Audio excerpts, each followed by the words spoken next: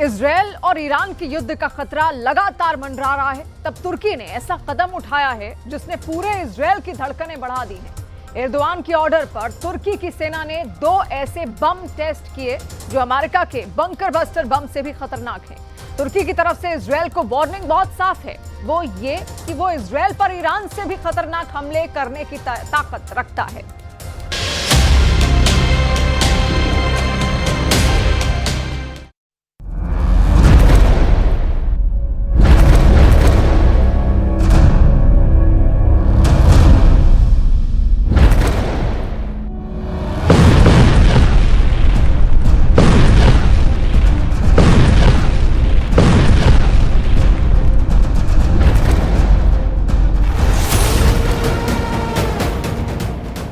एक ऐसा धमाका, ऐसी तबाही, ऐसे कपा देने वाला ब्लास्ट। एर्दोआन का बम तैयार है। ये तुर्की का वो बम है जिसका धमाका दुनिया को तब दिखाया गया जब एर्दोआन इजराइल को चेतावनी दे रहे हैं। इस बम को जमीन पर एक रेल पर टेस्ट किया गया। देखिए कैसे एक रेलवे ट्रैक पर इस बम को लॉन्च किया जाता है।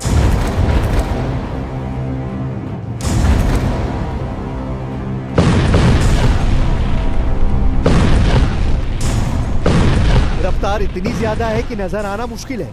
ये उतनी ही रफ्तार है जितनी तेजी से ये आसमान से गिरता है और फिर सामने रखी 7 मीटर चौड़ी कंक्रीट की दीवार पर ये धमाका करता है।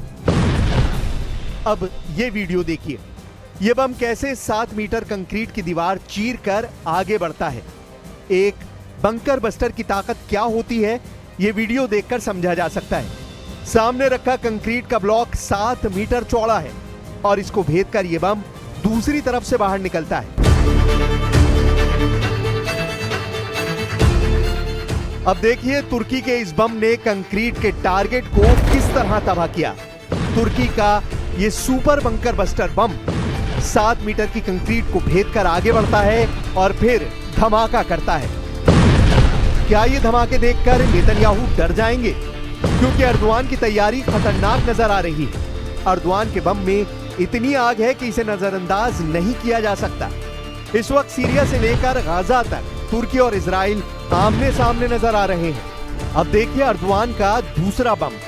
इस बम को तुर्की की एयरफोर्स कैसे इस्तेमाल करेगी, इसकी तस्वीरें भी जारी की गई हैं। तुर्की ने इस बम को अपने F-16 जेट पर लगाया है और जमीन पर इसके टेस्ट भी किए गए। जब तरमाक पर खड़े एक F-16 से इस बम को रिलीज करने की प्रैक्टिस की गई। तुर्की ने 2 बम तैयार किए।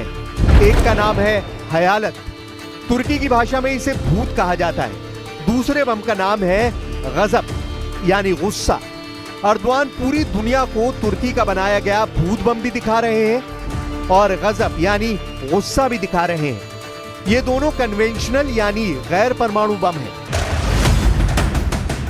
ये दोनों बंकर बस्टर बम हैं और दोनों ही करीब 1000 किलो वजन के हैं। ये दोनों ही बम बहुत ज्यादा खतरनाक हैं। दोनों ही F-16 जैसे विमान से लॉन्च किए जा सकते हैं। गजब बम, जिसके तुर्किश भाषा में मायने होते हैं गुस्सा।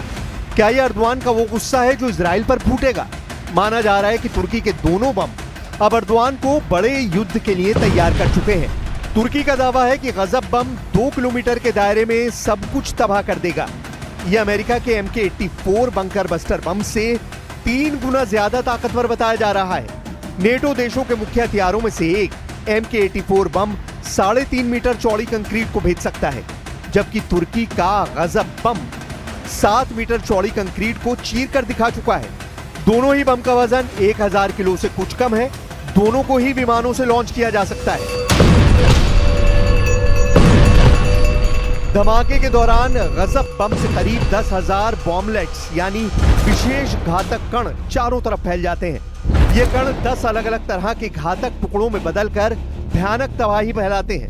गजब बम को सिर्फ एक हथियार नहीं बल्कि तुर्की की डिफेंस इंडस्ट्री में एक क्रांति कहा जा रहा है और इससे एर्दोआन का जोश बहुत ज्यादा बढ़ा हुआ है। जून 2025 में तुर्की के राष्ट्रपति रजिब तैयब एर्दोआन ने कहा था कि वो तुर्की की सेना को इतना ताकतवर बनाना चाहते हैं कि कोई देश उस पर हमले की हिम्मत ना करे। सवाल है कि क्या एर्दोआन का ये मैसेज इजराइल की ये माना जाए, क्योंकि तुर्की अब ऐसे बम और मिसाइल तैयार कर रहा है जिसके दायरे में इजराइल आराम से आएगा।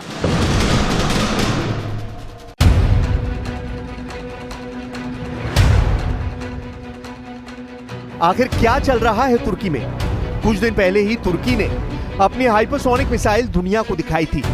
इस्तांबुल में अंतरराष्ट्रीय हथियार मेले में तुर्की ने वो मिसाइल दिखाई जो आवाज से 5 गुना तेज रफ्तार से हमला करती है।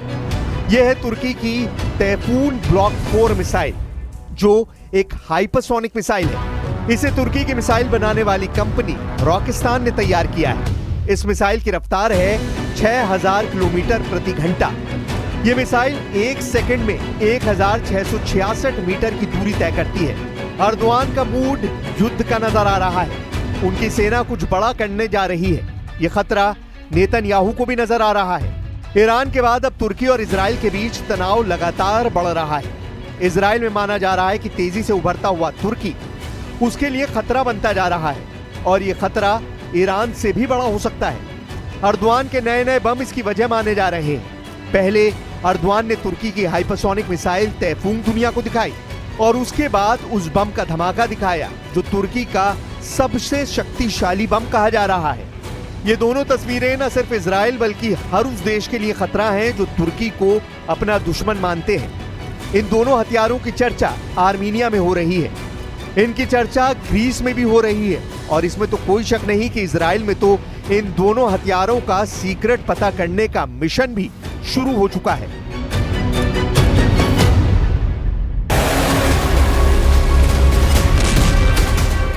सीरिया की मौजूदा अल जुलानी सरकार को तुर्की का पूरा समर्थन है और एक वक्त अल-कायदा और आईएसआईएस के आतंकी रहे अल जुलानी को अर्दवान का करीबी माना जाता है। आतंकी संगठन आईएसआईएस से अपने करियर की शुरुआत करने वाले जुलानी ने सीरिया में अल-कायदा की जमीन तैयार की। यानी जुलानी पहले आईएसआईएस का आतंकी था और फिर अल-कायदा का सरगना बन गया। कई सालों तक जुलानी एचटीएस यानी हय्या तहरीर अल शाम नाम का आतंकी संगठन बनाकर बशर अल असद की सरकार से लड़ता रहा और 2024 के अंत में तुर्की, इजराइल और अमेरिका की मदद से बशर अल असद की सरकार को उखाड़ फेंका। 2017 में अमेरिका ने जुलानी पर यह पोस्टर ट्वीट किया था। पोस्टर में जुलानी की तस्वीर छापी और लिखा था, इस आतंकवादी को रोकिए। जुलानी पर अमेरिका ने $10 मिलियन का इनाम रखा था। आज के हिसाब से जुलानी के सिर पर करीब 85 करोड़ रुपए का इनाम है। इस पोस्टर में लिखा है, जुलानी अल-कायदा का एक बड़ा आतंकवादी है, उसके बारे में जो जानकारी देगा उसे 85 करोड़ रुपए मिलेंगे। लेकिन आज जुलानी सीरिया पर राज कर रहा है। जुलानी की मुलाकात डोनाल्ड ट्रंप से भी हो चुकी है और ट्रंप जुलानी की तारीफ भी कर चुके हैं और सीरिया पर लगे तमाम प्रतिबंध भी हटाए जा चुके हैं। हाल में ड्रूज मिलिशिया और जुलानी की सेना यानी हय्या तहरीर अल शाम के बीच लड़ाई हुई थी और इस दौरान जुलानी को रोकने के लिए इजराइल ने सीरिया की राजधानी दमिश्क पर बमबारी भी की थी। दमिश्क में रक्षा मंत्रालय पर भी बम गिराए गए जिसमें जुलानी के कई खास अधिकारी भी मारे गए। अब इसी को देखते हुए अर्दवान और इजराइल आमने सामने नजर आ रहे हैं। Suriye'nin parçalanmasına dün rıza göstermedik. Bugün de yarın da kesinlikle rıza göstermeyiz. Suriye'nin toprak bütünlüğü özellikle Ramına, güneyi ile kuzeyi arasında koridor açma hayali kuranlar emellerine Allah'ın izniyle ulaşamayacaklardır. दमिश्क पर हुए हमलों के बाद ट्रंप भी सुपर एक्टिव हुए थे और उनके कहने पर ही नेतन्याहू ने बमबारी रोकी थी। लेकिन तब तक सीरिया का बहुत बड़ा नुकसान हो चुका था। तुर्की को भी एहसास हो गया कि ईरान और सीरिया के बाद अब इजराइल की नजर तुर्की पर हो सकती है। हाल ही में तुर्की के राष्ट्रपति अर्दवान कह चुके हैं कि सीरिया को कमजोर करने वालों को बख्शा नहीं जाएगा। तुर्की के विदेश मंत्री हकन फिदान ने तो यहां तक कह दिया कि तुर्की हमला करने में देरी नहीं करेगा। यानी राष्ट्रपति और विदेश मंत्री के मुताबिक तुर्की अब पूरी तरह इजराइल को अपने टारगेट पर ले चुका है। İsrail dürzileri bahane ederek haydutluk sahasını son 2 gündür komşumuz Suriye'ye taşıdı. şunu bir kez daha açık ve net söylemek isterim. İsrail hukuk tanımaz, kural tanımaz, ilkesiz, şımarık, şımartılmış ve gözü dönmüş bir terör devletidir. Gelinen aşamada bölgemizin en büyük sorunu İsrail'in saldırganlığıdır. Erdogan के गुस्से का मतलब अब उनके बम में भी देखा जा सकता है। यही गुस्सा वो अपने गजब बम में भी दिखा रहे हैं। उनका एजेंडा साफ है कि इजराइल को इस बात का अंदाजा हो जाए कि तुर्की क्या कर सकता है। इजराइल और तुर्की के बीच बढ़ते तनाव को देखते हुए ट्रंप लगातार बीच बचाव कर रहे हैं। इसकी वजह यह है कि अमेरिका के हित दोनों से जुड़े हुए हैं और अमेरिका अब सीरिया में जुलानी सरकार को भी अपनी सहयोगी मानता है। लिहाजा जुलानी को नेतन्याहू के गुस्से से बचाना ट्रंप के लिए बेहद जरूरी रहा है। ट्रंप की प्रवक्ता कैरोलिन लेविट ने प्रेस कॉन्फ्रेंस करके बताया कि अमेरिका जुलानी के साथ है। यह मैसेज खास तौर पर नेतन्याहू के लिए ही था। The president still supports Syria's pathway to a peaceful and prosperous country, and we continue to be very actively monitoring the situation. The president wants to see Syria become a prosperous and stable country, and by the lifting of the sanctions on Syria, he's giving them a real chance to do that, and he wants to see that through. तुर्की अब Syria के साथ एक बड़ा रक्षा समझौता करना चाहता है। तुर्की अब सीरिया में अल हमा शहर के बेस पर भी नजर गड़ाए हुए है। नेतन्याहू भी बार बार बता चुके हैं कि सीरिया में ऐसी किसी भी साजिश को पनपने नहीं देंगे जिसके टारगेट पर इजराइल हो सकता है। כתוצאה מהפעילות העצומה הזאת השתררה הפסקת אש והכוחות הסורים נסוגו חזרה לדמשק. זה חשוב, זה הפסקת אש שהושגה מתוך עוצמה. לא מתוך בקשות, לא מתוך תכנונים, מתוך עוצמה. ואנחנו משיגים שלום מתוך עוצמה, שקט מתוך עוצמה, ביטחון מתוך עוצמה, בשבע חזיתות. ईरान से हुए युद्ध के बाद नेतन्याहू वाकई बहुत चौकन्ने हैं क्योंकि डर बहुत ज्यादा है। सवाल है कि क्या इजराइल पर फिर फटने जा रही है ईरान की मिसाइल? क्या तेल अवीव और हाइफा में फिर इसी तरह होगा हमला? क्या ईरान की मिसाइलों के आगे फिर ढह जाएगा इजराइल का डिफेंस सिस्टम? ये सवाल इसलिए क्योंकि ईरान से एक बार फिर नेतन्याहू के लिए बड़ी वार्निंग आई है। ईरान के सर्वोच्च नेता अली खामनेई ने कहा है कि ईरान ने पूरी दुनिया को बता दिया है कि उसकी ताकत क्या है। जमहूरी इस्लामी व मिल्लत अजीज ईरान कुदरत खुद, अज़्म व इरादे खुद, इस्तिक़ामत खुद, दस्त पुर खुद रो به دنیا نشان داد.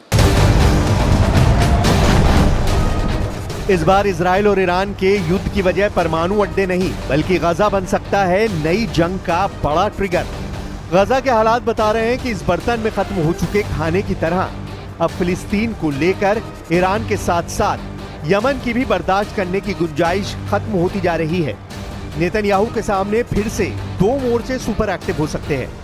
एक तरफ है यमन और दूसरी तरफ है ईरान। दोनों ही फ्रंट इजराइल के खिलाफ युद्ध के लिए दोबारा तैयार हो रहे हैं। यमन में हजारों लोग आए दिन सड़कों पर उतरकर युद्ध के लिए ललकार रहे हैं, तो दूसरी तरफ नेतन्याहू के लिए फिक्र वाली खबर ईरान से है क्योंकि ईरान की सड़कों पर अब आर या पार का नारा लगाया जा रहा है। क्या नेतन्याहू इन दोनों मोर्चों पर फिर से युद्ध लड़ने के लिए तैयार है? क्या ये डबल ट्रिगर इजराइल के लिए बहुत बड़ी मुसीबत बनने जा रहा है? इजराइल कई मोर्चों पर युद्ध लड़ रहा है या फिर युद्ध का खतरा लगातार मंडरा रहा है? गजा में ग्राउंड ऑपरेशन के साथ साथ इजराइल दक्षिण लेबनान में भी एयर स्ट्राइक कर रहा है और यमन से भी आए दिन इजराइल पर मिसाइल अटैक होते रहते हैं और ईरान ने भी कह दिया है कि इस बार छेड़ोगे तो छोड़ेंगे नहीं, पूरी तरह मिटा कर रख देंगे।